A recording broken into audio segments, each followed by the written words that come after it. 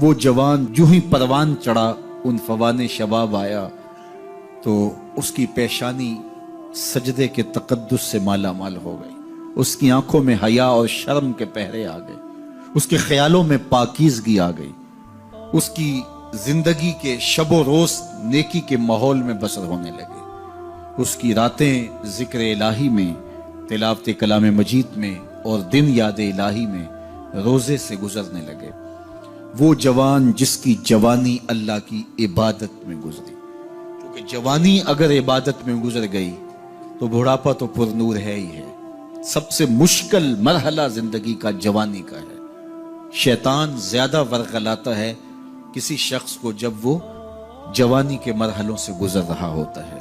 تو جس کی جوانی خیریت کے ساتھ گزر گئی اور اس نے اپنی جوانی کے تقدس کو محفوظ رکھ کے منزل تک پہنچا لیا، اپنی عصمت کے جوہر کی حفاظت کی، اپنی آبرو کو لٹنے نہیں دیا، اپنی آنکھوں کی شرم و حیا پر پہرے بٹھائے اور آنکھ کو برباد نہیں ہونے دیا اور اپنی زندگی کے تقدس کا پہرا دیا، تو جو جوان اپنی جوانی کو خیریت کے ساتھ گزار گیا۔ کسی نے کہا تھا نا، کتاب زیست کا ایک اور باب ختم ہوا، شباب ختم ہوا، ایک عذاب ختم ہوا۔ تو جوانی جس کی منزل تک پہنچ گئی خیریت کے ساتھ، عافیت کے سائے میں۔ مشکل تو بڑا ہے جوانی کو منزل تک لے جانا، خیریت کے ساتھ، داغدار نہ ہونے دینا، جوانی کے تقدس کو رسوا نہ ہونے دینا، عصمت کے جوہر پہ کالک نہ لگنے دینا، خواہشات کو غالب نہ آنے دینا۔ آسان کام تو نہیں ہے، مشکل کام ہے، لیکن اگر کوئی مشکل کاٹ گیا، جوانی کے تھوڑے سے ایام میں گزار گیا۔ اللہ اکبر۔ حضرت شیخ ختلی کہتے ہیں، داتا گنج بخش علی حجویری علیہ رحمہ کے مرشد ہیں، الدنیا یوم ولنا فیہا صوم۔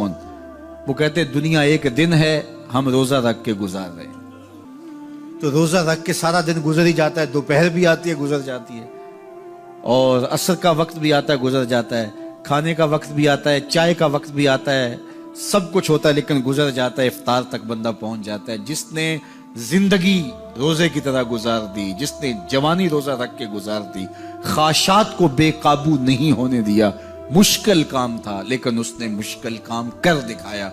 اجر کتنا بڑا ہے، سنیے اللہ کے محبوب کی زبان سے سنیے۔ حضور نے ارشاد فرمایا جو سیدنا ابو ہریرہ کے ذریعے سے ہمارے تک پہنچا، فرمایا قیامت کے دن جب سورج کا رخ سیدھا ہوگا، زمین تانبے کی ہوگی، لوگ پسینے میں شرابور ہوں گے، کوئی ٹخنوں تک پسینے میں، کوئی گھٹنوں تک، کوئی کمر تک، کسی کو پسینے کی لگام دی جائے گی، اور وہ پسینہ ایسے نہیں ہوگا جس طرح یہ پسینہ ہے، اتنا گرم ہوگا۔ ابن رجب حنبلی کہتے ہیں اس پسینے کا ایک قطرہ اگر احد پہاڑ پہ ڈال دیا جائے تو وہ پگھل جائے، اتنا گرم ہوگا، بدبودار اتنا ہوگا، ایک قطرہ دنیا پہ ڈال دیا جائے، انسان کیا جانوروں کے دماغ بھی پھٹ جائیں، اس پسینے میں لوگ شرابور ہوں گے۔ لیکن جس نے اپنی جوانی کو عافیت سے گزارا ہوگا، کل قیامت کے دن جب کوئی سایہ نہیں ہوگا، اللہ اس جوان پر اپنے عرش کا ٹھنڈا سایہ عطا فرمائے۔ وہ شخص جس کو کسی عورت نے دعوت گناہ دی اور وہ صاحب منصب تھی، صاحب جمال تھی، اور اس نے یہ کہہ کہ یہ خواہش، یہ آرزو مسترد کر دی، انی خاف اللہ۔ اسی طرح کوئی عورت ہے تو اس نے اپنے تقدس کی حفاظت کی، اپنی آبرو پہ پہرا دیا اور کسی پیشکش کو ٹھکرا دیا، تو فرمایا قیامت کے دن جب کوئی سایہ نہیں ہوگا، اللہ اسے بھی اپنے عرش کا ٹھنڈا سایہ دے گا۔ کیسا سخت دن ہوگا، اور وہ کس اعزاز میں ہوگا، کس تکریم میں ہوگا۔ یہ تو 4 دن 10-20 سال ہیں، اور وہ 50,000 سال کا ایک دن۔ پھر اس کو اللہ کا شکر ادا کرنا ہوگا کہ اللہ تو نے کتنا کرم کیا میرے اوپر کہ میری جوانی خیریت اور عافیت سے گزری، اور آج اس کا تو کتنا بہتر صلہ مجھ کو دے رہا۔ انسان جب کوئی اچھی بات سنتا ہے تو انسان کی فطرت ہے کہ وہ آگے منتقل کرتا ہے۔ آج کل وہ شیئر کر دیتے ہیں نا، جو بات آئے تو آپ اس کو آگے بڑھاتے ہیں، دوستوں میں شیئر کر دیتے ہیں۔ تو یہ انسان کی فطرت سے افواہیں بھی اس لیے پھیلتی ہیں کہ جو بھی بات آپ سنتے ہیں فوری آپ کی کوشش ہوتی ہے کہ یہ سب سے پہلے دوستوں کو میں ہی بتاؤں۔ تو یہ انسانی فطرت ہے۔ تو جب افواہ اور ایسی چیز، کوئی غم کی خبر بھی ہو، کسی کی وفات کی خبر بھی ہو، تو اس وقت بھی انسان کی فطرت، سست سے سست آدمی بھی پھر جلدی جلدی فون کرتا ہے، آگے بڑھاتا ہے کہ فلاں سے ایک فوت ہو گیا۔ تو چونکہ یہ فطرت ہے، بات کو آگے بڑھانے کا شوق ہے انسان کے اندر رکھا ہے، اس سے چیزیں پھیلتی ہیں، اور پھر جو خیر کی خبر ہوگی یا خیر کی بات ہوگی تو اس کو تو آگے پھیلانے کا پھر ہمارا دین بھی ہمیں ترغیب دیتا ہے، جذبہ دلاتا ہے۔ تو حضرت ابو ہریرہ اس جذبے کے تحت جو سنتے تھے پھر آگے منتقل کرتے۔ اب حضور کی بارگاہ سے اٹھ کے جاتے تو سب سے پہلے گھر جاتے اور سب سے پہلے اپنی ماں کو ہی سناتے، اور ماں تھی کافرہ، وہ سننے کی بجائے، خوش ہونے کی بجائے سن کے وہ الٹا ناراض ہوتی اور کوئی نہ کوئی ایسی بات کر دیتی۔ سید ابو ہریرہ سے گوارا نہ ہوتا، ایک دن انہوں نے کوئی ایسی بات کر دی کہ حضرت سیدنا ابو ہریرہ رضی اللہ تعالیٰ عنہ نے فیصلہ کر لیا کہ آج ماں کو چھوڑ دینا ہے، کیونکہ میں یہ گوارا نہیں کرتا کہ میرے آقا کے بارے میں کوئی ایسا جملہ کوئی بولے۔ اور تھی گھر میں ماں ہی، بھائی بھی کوئی نہیں تھا، بہن بھی کوئی نہیں تھی، باپ بھی فوت ہو گئے تھے، شادی بھی نہیں ہوئی تھی، تو ماں ہی ماں گھر میں، اور ماں اور بیٹا اکٹھے رہتے ہو تو پھر محبت بھی مثالی ہوتی ہے۔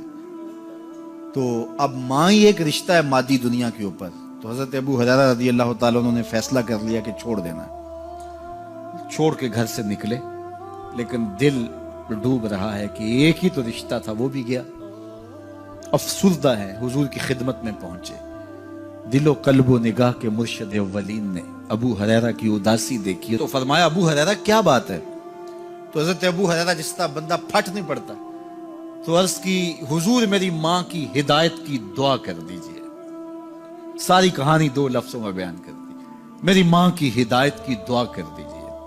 حضور نے نہیں پوچھا کیا ہوا، کیا ماجرا ہوا، فوراً ہاتھ اٹھ گئے، اور لفظ کیا تھے؟ اللہم اہد ام ابی ہریرہ تھا، اے اللہ ابو ہریرہ کی ماں کو ہدایت دے دے۔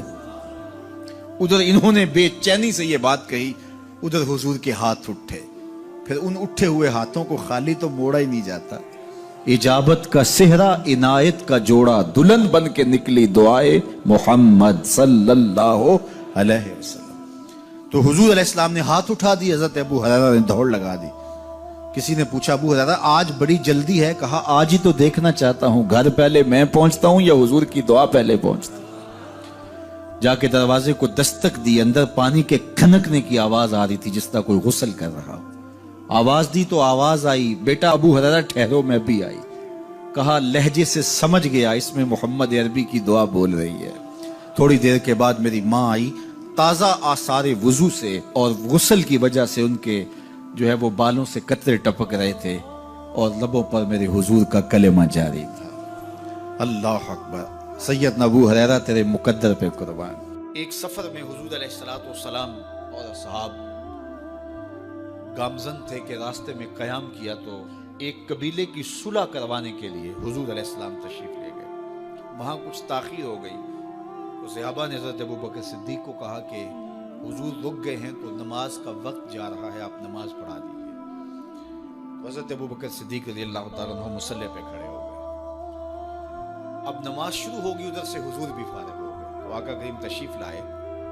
تو آقا کریم علیہ السلام جو ہی تشریف لائے تو صحابہ کی صفیں بندی ہوئی تھی، حضور کو دیکھا انہوں نے راستہ چھوڑ دیا۔ پیچھے سے لے کر کے مصلی تک صحابہ نے حالت نماز کے اندر حضور کے لیے راہ کشادہ کر دی۔ کاش کہ یہ حدیث سب لوگوں نے پڑھی ہوتی اور امت میں اتنے فرقے نہ بنتے، اور یہ سوچ کبھی نہ پنپتی کہ نبی کے خیال سے نماز ٹوٹتی ہے۔ یہاں تو راستے چھوڑے جا رہے ہیں، یہاں تو پروٹوکول دیا جا رہا ہے۔